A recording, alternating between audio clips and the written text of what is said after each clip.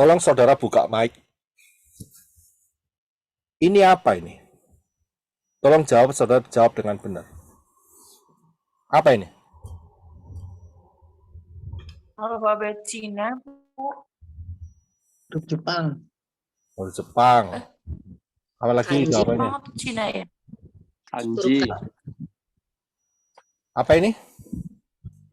Huruf kanji. Artinya tahu Pak, cuman tulisannya tulisan Oh, Jepang. tulisannya. Loh, nggak ada yang bisa tahu ya? Nggak tahu. Nggak tahu Pak. Wah. Baik. Halo Pak Yosef. Ya. Halo, Ya, silahkan. Enok. kata Ibu Mimi, Xi Jinping, Presiden China. Ya, oke. Kita akan pelan-pelan ya. Kalau saya bilang ini apa, saya tahu di Arizona ini ada yang bisa bahasa Mandarin. Iya. Oh, Ya. Mandarin. Ya. Nah, kita akan lihat ini apa sebetulnya. Yang pertama adalah ini adalah aksara atau huruf dalam bahasa Cina. Betul ya? Jadi yang ngomong mengucapkan ini dari Jepang, ya mohon maaf, nggak tepat. Ya, jadi ini adalah aksara huruf dalam bahasa Cina. Ya. Kemudian betul yang dikatakan tadi, ya, itu adalah presiden daripada Cina. Ini orangnya. Sudah kenal? Ada yang kenal? Enggak. Nggak ada, betul. Terima kasih, betul. Tahu iya, kenal tidak. Benar. Ya, kita harus pakai terminologi yang benar. Tahu iya, kenal tidak. Tahunya dari koran, dari internet dan sebagainya. Tapi kenal tidak. Kalau kenal, saudara pasti akan pernah makan malam bersama dengan encik yang satu ini. Benar Pak.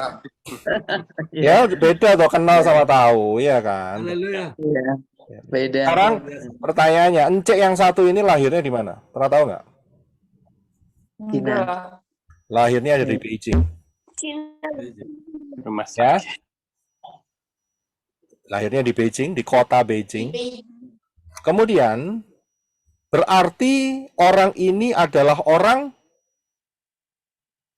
Cina. Cina. Beijing. Beijing. Orang Beijing. Cina. Orang Beijing. Beijing. Beijing negaranya apa? Cina. Cina. Benar Cina. Benar. Benar. Iya, orang Benar.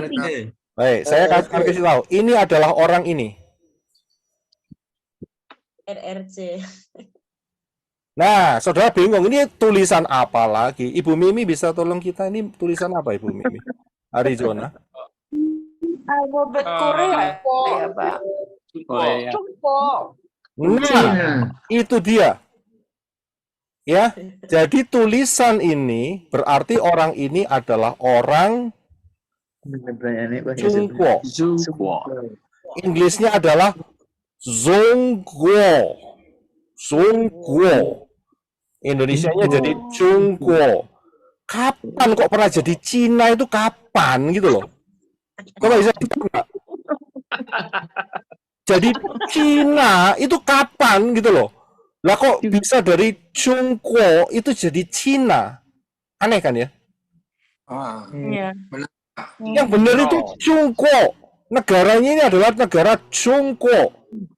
Bahasa Inggrisnya karena bahasa Inggrisnya nggak bisa CH, jadi pakai ZH, Zhongguo. Seperti itu. Ya, nah paham ya? iya Pak. Ya sejak kapan kok ngomong Cina itu loh? Sejak kapan gitu loh? Iya kan? Aneh kan ya? Betul Pak. Betul ya? Betul, Pak. Negara yang benderanya, lambangnya adalah matahari terbit. Negara apa itu namanya? Jepang Pak. Jepang. Kota Jepang. Bukan loh. Bukan Jepang. Nippon. Oh, Nippon. Yang betul adalah Nippon. Bukan Betul. Jepang. Bahasa. Itu lain Ya kan? sama. Apalagi Malaysia ngomongnya Jepun. Di Surabaya ada kembang Jepun. Iya. Apa dari Surabaya? Di Jawa Tengah, Jepang. Jepun. Kita bisa lihat Nippon. Nippon. Ya, oke. Ya kan? Kapan Iya. jadi Jepang itu kapan begitu loh. Oke, baik. kita nggak masalahkan dalam hal itulah. Memang unik sih. Baik. Sekarang pertanyaannya, mana yang benar? Nomor 1, 2, 3, atau 4? Satu. Xi Jinping, Xi Jinping, Xi Jinping. Nomor 4, Xi Jinping. Mana yang benar? Satu. Satu. Alasannya? Nomor 2. Xi Jinping. Nomor 4. Pakai X. Nomor 2 apa? Karena aksaranya nomor 1. Sering lihat di tulisan-tulisan mat Iya. itu Pak Roy, itu Han Yupingin, Pak Roy. Xi Jinping, Han Yupingin. Nah, oke. Jadi semuanya benar. Tergantung dari dialek masing-masing. Benar nggak? Iya. Ya benar. Tergantung dari dialeknya masing-masing. Kalau yang atas itu US, Amerika. Yang kedua juga cara pronounce-nya. Ya, yang paling bawah mungkin Indonesia. Ya. Xi Jinping supaya gampang. Gimana ngomongnya Xi, ya, angel ya toh. Nah, permasalahannya itu bukan mana yang benar, bukan. Tetapi yang problem terbesarnya adalah di sini, saudara. Mana yang menjadi kriteria nama? Yang atas atau yang kotak di bawah? Menurut saudara mana? Atas, Pak. Atas, Pak. Paham ya di sini? yang atas. Jadi yang Ya. menjadi kriteria nama itu bukan cara pengucapan. Xi Jinping, Xi Jinping, Xi Jinping, atau Xi Jinping itu bukan. Itu hanya pengucapan. Kalau mau nulis nama, harus pakai yang atas. Yang dicoret-coret itu loh. Sebelahnya fotonya Shince itu loh. Itu nama itu. Yang bawah itu bukan nama, itu cara mengucapkan. Beda loh ya. Nama dengan cara mengucapkan itu beda. Paham ya di sini ya? Paham ya? Gampang, sebetulnya gampang sekali. Baik. Yang berikutnya. Kalau sudah lihat ini apa? Yoshin Wo Akin. Nah, karena saudara sudah tahu. Ini jawabannya sama, saudara. Ini adalah 4 huruf aksara Ibrani. Benar kan? Aksara, ya. Iya kan? 4 huruf kan? 1, 2, 3, 4. Ya. Ada 4 kan? 4 huruf aksara Ibrani. Nah, 4 huruf aksara Ibrani ini ada bunyinya. Yang paling kanan itu yod. Yang seperti huruf W itu shin. Kemudian setelah itu waw. Kemudian yang terakhir adalah ayin. Jadi total semuanya ada 4 huruf yod, shin, waw, ayin. Ya, ini adalah aksara-aksara 4 huruf bahasa Ibrani. Nah, pertanyaan berikutnya adalah bagaimanakah cara pengucapannya dalam bahasa Indonesia? Ini dia. Mengenai yod, shin, waw, ayin, aksara-aksara ini. Pengucapan di dalam bahasa Indonesia adalah tertulis Yeshua. Betul? Ya benar, karena orang Israel ngomongnya Yeshua. Nah, kita enggak, huruf kita kan enggak pakai yod, shin, waw, ayin. Huruf-huruf kita ini pakai abjad A, B, C, D, E sampai Z. Dan itu mewakili suara daripada yod, shin, waw, ayin, yaitu Yeshua. Y-E-S-H-U-A. Ya, paham ya? Saya kan pelan-pelan di sini. Kemudian yang berikutnya. Jadi Yeshua tulisannya Y-E-S-H-U-A itu adalah cara pengucapan. Pronunciation. Kalau enggak gitu, kita enggak ngerti apa-apa ya. Seperti saudara tadi, tak tanyain, ya Xi Jinping namanya si Ence itu, kita enggak ada yang bisa tahu, cuman satu, Ibu Mimi tadi. Ya kan, karena apa? Karena enggak ada yang bisa membaca aksara daripada huruf Cungko tadi. Ya paham ya? Jadi, Yeshua, Y-E-S-H-U-A, itu adalah cara pengucapan. Nah, begitu pula manakah yang menjadi kriteria nama? Yang atas atau yang bawah? Atas, Pak. Atas, Pak. Nah, Yod Shin Waw Ayin atau Yeshua. Yang masuk menjadi kriteria nama, kalau saudara harus nulis nama Sang Juru Selamat, adalah harus pakai aksara Ibrani. Yod Shin Waw Ayin itu baru nama. Ya, paham ya di sini ya? Iya. Nggak Iya, terlalu Pak. susah, nggak susah. Nah, problemnya, apakah Yod Shin Waw Ayin ini bisa dibaca atau diucapkan Yesus? Tidak, Pak. Ya, Pak. Tidak. Jelas tidak, nggak bisa. Karena Yod Shin Waw Ayin itu bacanya, pronouns-nya, pengucapannya adalah Yeshua. Lah sejak kapan Yod Shin Waw Ayin ini jadi Yesus? Kapan? Sama seperti tadi, Cungkwo. Kapan? Sejak kapan jadi Cina? Itu kapan gitu loh. Oh iya. Tanggapan, Pak. Haleluya. Iya, Tanggapan, Pak. gampang mestinya. Ya, mudah sekali kok untuk dipahami, itu nggak susah. Begitu. Nah, oke, betul ya. Jadi, Yod Shin Waw Ayin, apakah bisa dilafalkan atau diucapkan atau dibaca sebagai Yesus? Jawabannya adalah tidak bisa. Jelas sekali. Never. Never, tidak mungkin bisa. Tidak akan pernah bisa. Baik, saya lanjutkan. Saudara bisa tutup mic terlebih dahulu, nanti kita akan lanjutkan. Nah, di dalam Yohanes Fatsal berapa ini tadi? 19:20, ini ada satu peristiwa ayat 19 dan 20, di mana saat itu Pilatus menuliskan alasan mengapa orang ini dijatuhi hukuman disalibkan. Alasannya itu ditaruh di dalam sebuah tulisan di atas kepala Yeshua dengan 3 bahasa. Silakan Henok bisa baca untuk kita. Yohanes 19 ayat 19 dan 20. Silakan. Dan Pilatus menyuruh memasang juga tulisan di atas kayu salib itu. Bunyinya, Yeshua orang Nazaret, Raja orang Yahudi. Banyak orang Yahudi yang membaca tulisan itu, sebab tempat di mana Yeshua disalibkan letaknya dekat kota. Dan kata-kata itu tertulis dalam bahasa Ibrani, bahasa Latin, dan bahasa Yunani.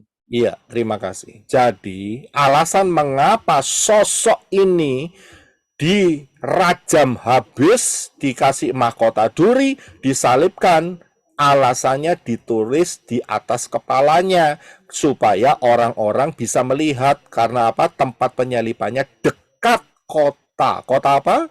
Yerusalem. Karena Yerusalem kota besar. Banyak pedagang, banyak prajurit-prajurit yang bukan dari Israel, prajurit daripada Romawi. Nggak bisa membaca aksara Ibrani, karena itu ditulis dalam 3 bahasa. Bahasa Ibrani, bahasa Latin, dan bahasa Yunani. Perhatikan. Di dalam bahasa yang tertulis, kalimat ditulis di atas, ya, mana yang disebut nama? Yang di lingkaran merah atau hitam? Saudara bisa buka mic. Merah, Pak. Merah. Merah. Merah karena apa? Yang disalibkan ini orang Yahudi. Amin. Ya, jadi namanya nama Yahudi. Yod Shin Waw Ayin. Haleluya. Bukan Yesus. Bukan Yesus. Jadi yang nama adalah yang merah. Yod Shin Waw Ayin. Nah, sedangkan Yesus, Nazarus Rex, dan seterusnya, itu bukan nama Yesus itu. Lah, kalau bukan nama itu apa? Ya kan, pertanyaan kan begitu. Kalau bukan nama itu apa? Yesus adalah pengucapan. Tadi kan kita sudah belajar pengucapan di atas. Karena apa? Di dalam alfabet Greka, Yunani, itu tidak ada huruf-huruf yang mewakili Yod Shin Waw Ayin. Karena itu diambil yang paling singkat, Yes. Dan dikasih us. Karena apa? karena orang yang dihormati. Kenapa dikasih us kalau ini disalib? Aneh kan? Kok ada orang yang dihormati disalib? Karena saat ketemu dengan Pilatus, Pilatus berkata, aku tidak mendapati kesalahan apapun di orang ini. Dan Pilatus mengatakan, dia tahu bahwa orang ini, yaitu Yeshua, diserahkan karena kedengkian para imam. Di hadapan Pilatus, sosok Yeshua ini adalah orang benar. Karena dia tidak menemui kesalahan. Karena itulah maka dikasih gelar us, orang yang dihormati.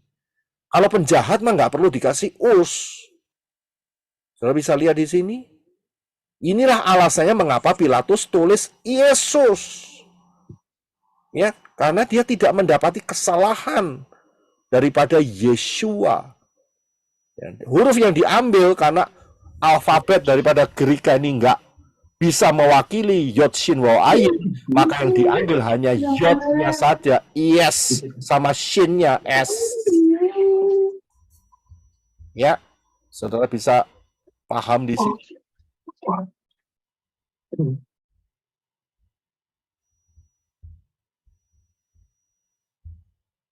Ya, saya lanjutkan.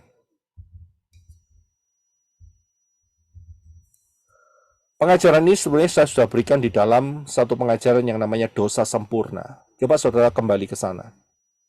Saya sudah berikan lengkap sekali dengan detail. Ya, jelas sekali. Coba saudara kembali, saudara pelajari. Nah, kita akan lanjutkan. Karena Pilatus menggunakan Yesus dan di dalam perkembangannya orang Roma menghancurkan semua kitab-kitab daripada kitab Yahudi, maka yang tinggal hanya terjemahannya saja di dalam bentuk Septuagint, yaitu bahasa Yunani. Dan di situ tertulis Yesus. Tetapi ingat, di dalam sejarah Konstantin mengawinkan antara Septuagint dengan paganisme, dengan Helenisme, dengan dewa-dewa Yunani. Sehingga diambil keputusan dan ditetapkan sebagai agama negara adalah sesembahan yang bernama Yesus. Lahirnya 25 Desember, matinya Jumat Agung, bangkitnya Paskah hari Minggu. Jelas, udah pasti ini nggak bisa dirubah, saudara. Ya, jadi Konstantin mengubahnya, bukan mengubah, tapi dia merger. Ya, nek perusahaan gede di merger. Nah, ini agama di merger, kepercayaan ini di merger sama dia. Seenaknya sendiri. Merger untuk kepentingan politiknya dia. Ya, tolong mic-nya dimatiin terlebih dahulu ya. Ya, terima kasih. Ya, saudara paham dalam hal ini. Jadi Konstantinlah yang mengawinkan antara Septuagint yang di dalamnya ada Yesus dikawinkan dengan tradisi-tradisi berhala-berhala kuno. Ya. Karena itu terciptalah Yesus. Yesus. Jadi Jesus masuk Indonesia jadi Yesus. Paham ya? Nah, perhatikan satu statement ini. Ada yang mengatakan Sang Mesias adalah Yeshua yang di Indonesia lebih dikenal dengan Yesus. Kita akan lihat statement ini. Ya, ada yang mengatakan statement ini. Sang Mesias adalah Yeshua. Tetapi yang di Indonesia lebih dikenal dengan Yesus. Saya ada beberapa pertanyaan. Sosok Mesias yang di Indonesia yang bernama Yesus itu, satu, kapan kelahirannya? Kapan kelahiran Yesus yang dikenal di Indonesia? Kedua, kapan kematian Yesus yang dikenal di Indonesia? Ketiga, berapa lama Yesus yang dikenal di Indonesia di dalam kubur setelah mati di kayu salib? Keempat, kapan kebangkitan Yesus yang dikenal di Indonesia? Silakan saudara buka mic. Jawab 4 pertanyaan ini. Kapan kelahiran Yesus yang dikenal di Indonesia? 25 Desember. 25 Desember. Sepakat ya, sepakat ya. Ya. Betul.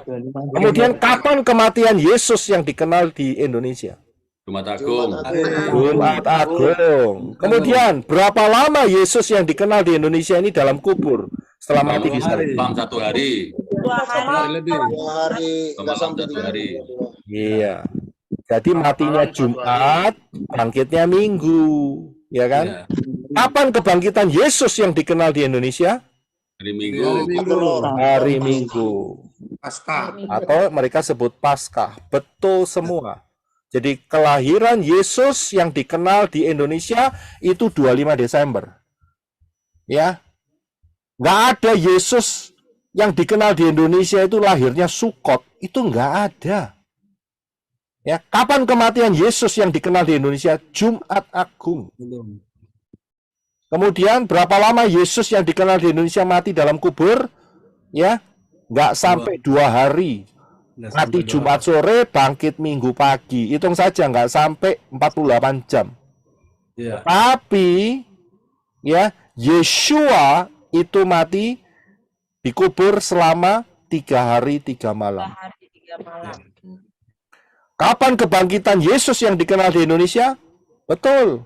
Inilah Yesus yang dikenal di Indonesia. Hari Minggu. Dan itu disebut Paskah. Pertanyaan berikutnya adalah yang paling penting. Apakah sosok Mesias Yesus yang dikenal di Indonesia ini sesuai dengan kitab suci? Jawabannya Ya. Sesuai. tidak. Tidak. Jelas tidak. Ora.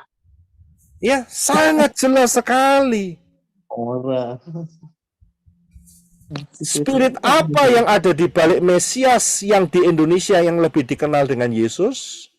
Dari jawaban-jawaban di atas adalah spirit paganisme, yaitu roh-roh Satan. Itulah Yesus yang dikenal di Indonesia, jelas. Jelas. Jadi jangan pakai istilah Yeshua Sang Mesias yang di Indonesia lebih dikenal dengan Yesus Kristus. Ngawur saya bilang. Sangat-sangat bertentangan. Jelas sekali. Ya. Luar biasa. Gaduh-gaduh ini, Pak. Nah, itu dia. Betul sekali. Ya, jadi spiritnya, pertanyaan berikutnya, kalau spirit daripada Yesus yang dikenal di Indonesia adalah spirit paganisme dan roh Satan, pertanyaan di berikutnya, kalau mau baptisan pembaharuan, perlu nggak diputuskan dengan spirit ini? Putus. Harus. Harus. Harus. Jelas sekali. Buktinya Harus diputuskan lah. Kalau enggak lah dikontet setan terus lah ceritanya. Haleluya. Iya. Betul. Wajib. Jelas harus diputuskan. Kalau enggak diputuskan ngintil terus itu. Ngikut terus. Dompleng terus. Si pendakwa, Pak. Jelas. Bukan cuma pendakwa. Tapi juga akan di akhirnya akan diambil sama mereka. Kita tidak mau. Kita tidak mau ada roh setan mengikuti kita. Kita tidak mau ada roh paganisme, roh setan-setan mengikuti kita. Tidak mau, kita harus putus. Karena itu harus diputuskan. Nah, kalau ini aja nggak paham, bagaimana bisa memahami kebenaran firman yang lain? Ini sangat dasar loh. Ini Dasar. basic sekali ini. Jadi harus diputuskan. Saya harap yang text message sama saya lihat hal ini. Ya, jelas sekali. Sangat-sangat jelas siapakah yang disebut Yesus di Indonesia itu. Ini adalah background-nya yang benar, yaitu adalah roh-roh paganisme. Yang benar adalah Yeshua. Sekarang tinggal pilih, mau pilih mana, Yeshua atau Yesus. Yesus. Saya pilih Yeshua. Yeshua. Jelas sekali. Ya, kita tutup dulu mic-nya. Ain. Kita akan continue untuk minggu depan. Ya. Dan hari ini kita sudah mencapai hampir 6.000 tahun sejak kejatuhan Adam dan Hawa. Sebentar lagi kita akan masuk dalam rapture karena kita masuk dalam pola Shemitah yang luar biasa. Kita sudah masuk di dalam tahun yang kedua. Dan kemudian Yeshua mengatakan kalau waktunya tidak dipersingkat maka tidak ada yang selamat.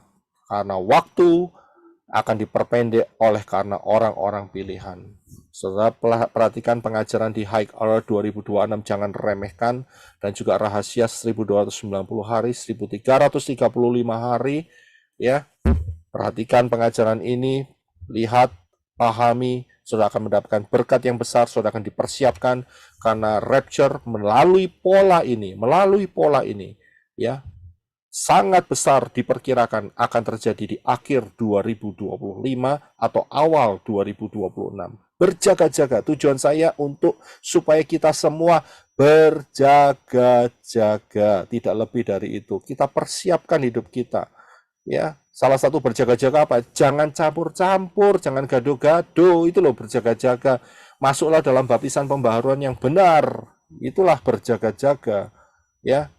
Dan karena itu siapa yang belum masuk di dalam keselamatan yang disediakan oleh Bapak Yahweh, hanya satu-satunya pintu, yaitu Yod Shin Waw Ayin, Yeshua. Di luar itu tidak ada keselamatan. Dan juga barang siapa yang berseru kepada nama Yahweh, Yod He Waw He, akan diselamatkan. Setelah itu sudah masuk dalam baptisan pembaharuan, belajar pola akar Ibrani yang benar. Jangan menerima tradisi-tradisi dunia yang syarat dengan roh-roh jahat. Ya, berjalan bersama dengan Ruah Yahweh Elohim dengan setia, maka rapture akan terjadi. Siapa yang membutuhkan informasi baptisan pembaharuan, saudara bisa screenshot, hubungin mempelai-mempelai Yeshua Mashiach yang siap membantu untuk baptisan pembaharuan. Dan jangan lupa, harus dilepaskan dari sesembahan yang bukan dari Israel. Ya, jangan lupa itu. Kemudian ini juga ada halaman berikutnya mengenai baptisan pembaharuan. Saudara bisa screenshot untuk bisa menghubungi saudara-saudara kita yang sudah ada di dalam Bapa Yahweh dalam Yeshua HaMashiach. Ya, dan streaming ini adalah streaming online. Ya, wajib mengenakan pakaian yang sopan, pakai talit atau pasmina sangat dianjurkan. Session tanya jawab adalah ruang tanya jawab dan bukan untuk ruang perdebatan. Dan tolong tidak menggunakan kata-kata atau kalimat-kalimat yang bertentangan dengan kode etik YouTube, supaya kita bisa menjadi blessing. Haleluya, Maranatha, Bapa yang memberkati.